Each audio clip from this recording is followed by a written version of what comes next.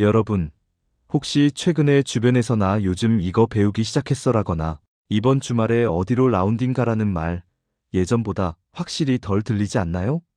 불과 3년 전만 해도 인스타그램은 골프, 테니스, 오마카세, 그리고 고가의 위스키 사진으로 도배가 됐었습니다.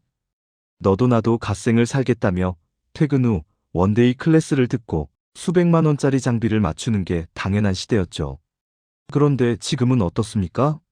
중고거래 사이트에는 풀세트 금매가 쏟아지고 한때 예약조차 힘들었던 테니스 코트와 파인 다이닝 식당들이 줄줄이 폐업하거나 가격을 낮추고 있습니다.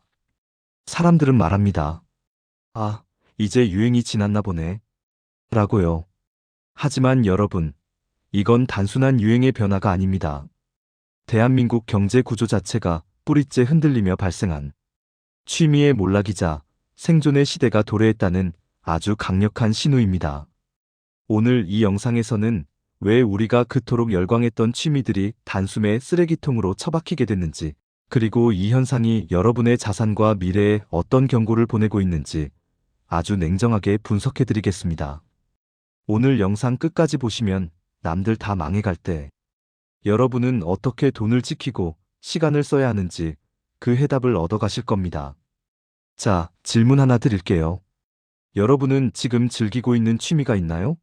아니면 그 취미를 유지하기 위해 할부를 긁고 있나요? 2026년 현재 대한민국에서 취미라는 단어의 정의가 바뀌고 있습니다.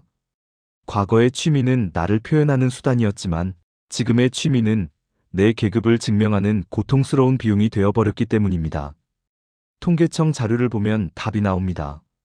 실질 소득은 제자리 걸음인데 고정 지출인 주거비와 식비는 무섭게 치솟았습니다. 여기에 대출 금리는 여전히 내려올 기미가 안 보이죠. 월급 300만 원을 받아서 숨만 쉬어도 200만 원이 나가는 상황에서 한 달에 50만 원, 100만 원씩 드는 취미를 유지한다? 이건 용기가 아니라 비극입니다.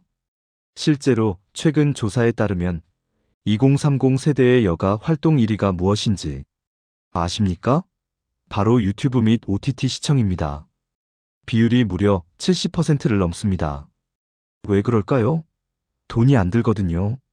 집 밖을 나가는 순간 돈인데 침대 위에서 스마트폰만 보면 최소한 마이너스는 안 나니까요.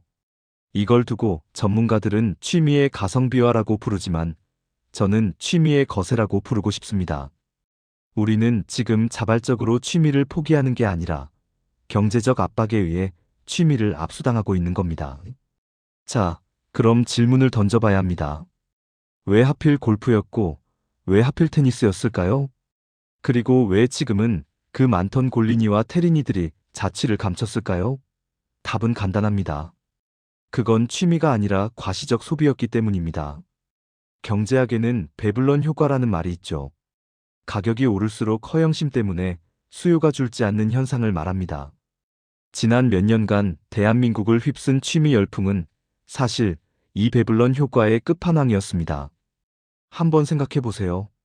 새벽같이 일어나서 무거운 골프백을 메고 교회로 나가는 그 고생스러운 과정이 순수하게 공을 치는 즐거움 때문이었을까요? 아니면 필드 위에서 수십만 원짜리 브랜드 의류를 입고 찍은 인생샷 한 장을 인스타그램에 올리기 위해서였을까요? 냉정하게 들리겠지만 대다수에게 취미는 나를 증명하는 명함이었습니다. 나 이 정도 여유 있어. 나 이런 사람들과 어울려라는 걸 보여주고 싶었던 거죠. 하지만 2026년 현재 이 명함값이 너무 비싸졌습니다. 고금리와 고물가가 장기화되면서 이제는 사진 한 장 찍기 위해 하루에 50만 원, 100만 원을 태우는 게 멋진 일이 아니라 무모한 짓으로 비춰지기 시작한 겁니다. 이제 사람들은 인스타그램에 골프 사진을 올리는 사람을 부러워하는 게 아니라 저 사람 대출 이자는 다 냈나? 라며 걱정 섞인 눈초리로 쳐다봅니다. 시선이 바뀐 거죠. 여기에 더해 우리 취미를 앗아간 주범이 하나 더 있습니다. 바로 쇼폼이라는 디지털 마약입니다.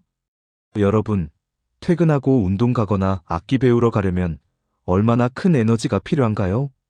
옷 갈아입고 장비 챙기고 이동하고 최소 2~3시간은 잡아야 합니다. 그런데 스마트폰을 켜서 틱톡이나 릴스, 쇼츠를 넘기는 데는 에너지가 0.1도 필요 없습니다. 손가락 하나만 까딱하면 15초마다 강렬한 도파민이 터져 나옵니다. 이게 왜 무서운 줄 아십니까? 뇌가 가성비. 도파민에 중독되면 노력이 필요한 진짜 성취감을 거부하기 시작합니다. 악기를 연습해서 한 곡을 완주했을 때 느끼는 그 깊은 성취감보다 1분짜리 자극적인 영상을 60개 보는 게 훨씬 빠르고 강렬하거든요. 결국 우리는 돈이 없어서 취미를 포기하는 게 아니라 도파민 가성비에서 밀린 아날로그 취미들을 스스로 거세하고 있는 겁니다. 이 현상을 경제적으로 해석하면 시간 점유율의 독점입니다. 거대 IT 기업들은 여러분의 시간을 뺏기 위해 수조 원을 쏟아붓고 있고, 여러분의 소중한 여가 시간은 유튜브와 넷플릭스라는 블랙홀로 빨려 들어가고 있습니다. 여기서 발생하는 비극은 이겁니다. 남는 게 없다는 것. 골프를 치면 실력이라도 늘고 인맥이라도 남지만 쇼츠를 3시간 보면 남는 건 거북목과 흐릿해진 집중력뿐입니다.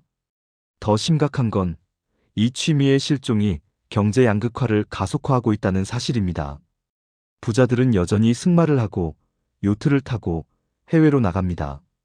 그들에게 취미는 여전히 그들만의 리그를 공고히 하는 수단이죠. 반면 중산층과 서민층의 취미는 점점 더 방구석으로 좁아지고 있습니다. 취미에서도 계급이 나뉘는 여가양극화의 시대가 열린 겁니다. 여러분, 지금 중고나라나 당근마켓 한번 들어가 보세요. 200만 원 넘게 주고 샀던 풀카본 자전거, 수입 테니스 라켓, 프리미엄 캠핑 장비들이 반값도 안 되는 가격에 수천 개씩 올라와 있습니다. 이건 단순한 중고 매물이 아닙니다. 누군가의 허영이 파산했다는 증거이자 대한민국 서민 경제의 눈물겨운 손절매 현장입니다. 자, 그렇다면 우리는 이 취미의 몰락시대에 어떻게 대처해야 할까요? 그냥 남들처럼 침대에 누워 스마트폰만 보며 시간을 죽여야 할까요? 아니면 이 위기 속에서 새로운 기회를 찾아야 할까요? 정답은 돈이 되는 취미로의 전환입니다. 자, 여러분. 이제 현실을 직시해야 합니다. 과거의 취미가 돈을 쓰는 것이었다면 이제 2026년 대한민국의 생존자들은 돈을 벌어다주는 취미로 갈아타고 있습니다. 이걸 저는 자산형 취미라고 부릅니다. 과거에 우리가 100만 원짜리 골프채를 사고 20만 원짜리 레슨을 받으며 아, 나도 이제 중산층이구나 라고 느꼈던 그 만족감, 이제는 그 에너지를 여러분의 통장 잔고를 불리는 데 써야 합니다. 취미인데 너무 팍팍한 거 아니야? 라고 하실 수도 있습니다. 하지만 생각해보세요. 한 달에 수십만 원씩 깨지면서 스트레스 받는 취미와 한 달에 단돈 10만 원이라도 내 주머니에 꽂아주는 취미, 과연 어느 쪽이 여러분의 정신 건강에 더 이로울까요? 지금 성공한 사람들의 취미 리스트를 보면 공통점이 있습니다. 첫 번째는 공부입니다. 에이, 공부가 무슨 취미야? 하시는 분들 잘 들으세요. 예전에는 주식 투자가 도박이었지만 지금은 세상을 읽는 가장 재미있는 게임이 됐습니다.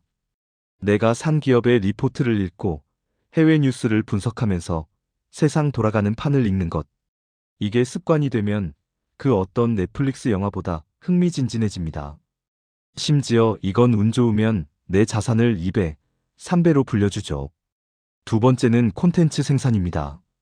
여러분, 지금 제가 하는 이 유튜브, 이게 누군가에게는 고통스러운 업무지만 누군가에게는 최고의 취미입니다. 내가 아는 지식, 내가 겪은 경험을 영상으로 만들거나 블로그에 글로 남기는 것. 이게 처음에는 취미로 시작하지만 나중에는 여러분의 제2의 월급 통장이 됩니다. 2026년 지금 가장 비싼 취미는 소비하는 취미고 가장 가치 있는 취미는 생산하는 취미라는 걸 명심하십시오. 세 번째는 러닝이나 맨몸 운동 같은 본질적인 건강관리입니다. 장비빨 내세우는 골프나 테니스가 아니라 운동화 한 켤레만 있으면 집 앞 공원에서 할 수 있는 러닝이 다시 유행하는 이유가 뭘까요? 돈이 안 들기 때문만은 아닙니다. 내 몸의 한계를 극복하며 얻는 도파민이 인스타그램, 좋아요로 얻는 가짜 도파민보다 훨씬 건강하고 강력하다는 걸 사람들이 깨닫기 시작했기 때문입니다. 결국 취미의 몰락은 우리에게 거품을 걷어내라고 말하고 있습니다. 남들에게 보여주기 위해 억지로 샀던 고가의 장비들, 카드 할부로 버텼던 무리한 라운딩, 그 모든 가짜 행복에서 내려올 때가 됐다는 뜻입니다. 이제는 진짜 여러분을 성장시키는 것에 집중하십시오.